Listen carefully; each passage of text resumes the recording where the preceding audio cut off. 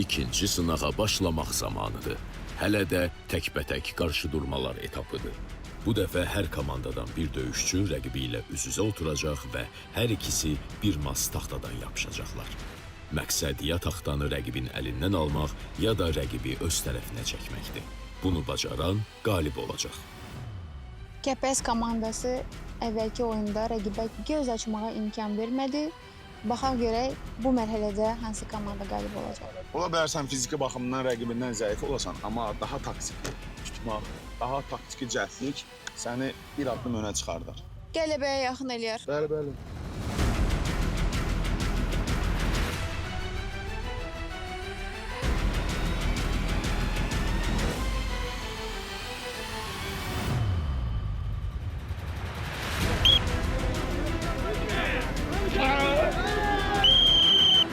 Mas güləşində də mütəllimi əli ilə mən yenə qarşı-qarşıya çıxdım.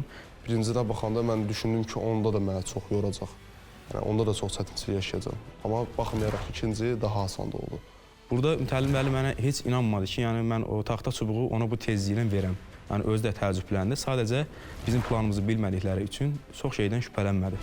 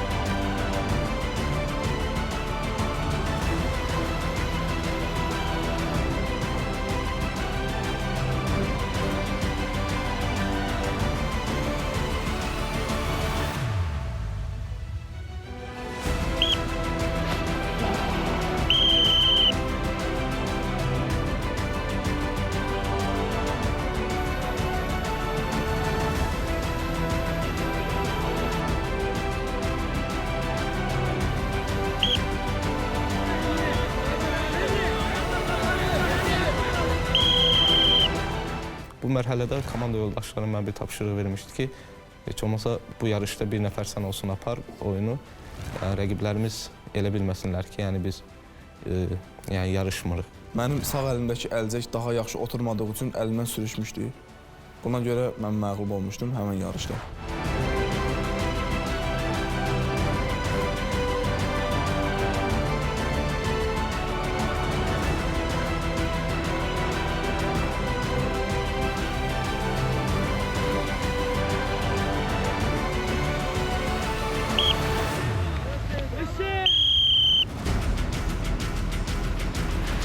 Yarış elementinin galibi Kəpəz komandası. Bu etapda da qalib müəyyən oldu və qalib komandanın maşını final zolağında 5 metr irəli çəkilir.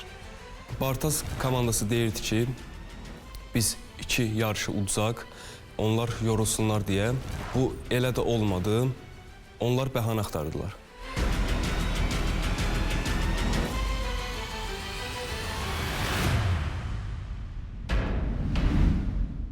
Növbəti mərhələdə komandalar tam tərkibdə və eyni anda iştirak edəcək.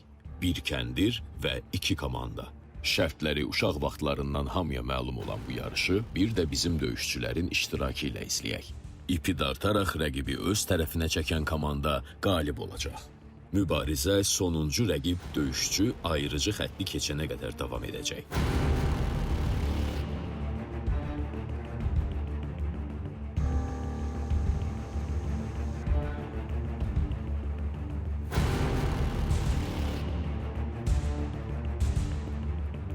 Gördüyün kimi növbəti mərhələ başladı. Bu mərhələ daha maraqlıdır. Çünki burada komanda tam şəkildə, qrup şəklində mübarizə aparır.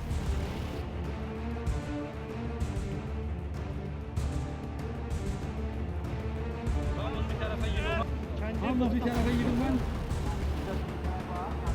Sağ sol, sağ sol.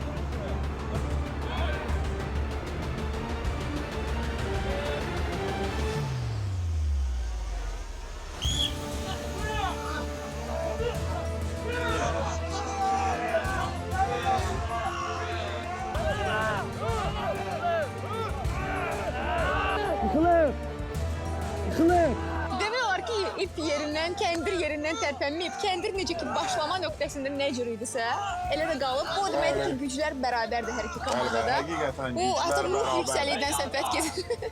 Yəni o ilkin mərhələlərdə olduğu kimi burada bu mərhələ göstərir ki, komandanın gücü bərabərdir. Bəli, sadəcə orada taktiki yanlışlıqlar var. Tamamilə Taktiki doğrudur. yanlışlıqlara yol vermişlər. Ona görə də iki mərhələni uduzdular.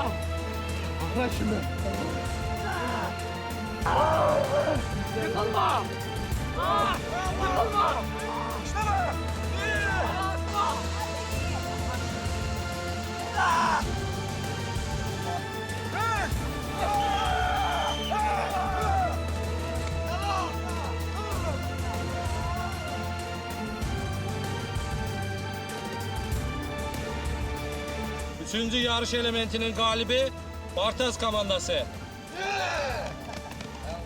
Qaliblərin adı elan olundu və yenə maşın 5 metr irəli çəkilir. Final yarışına az qalıb. Bu üstünlük sonda bütün tapşırığın aqibətini həll edə bilər.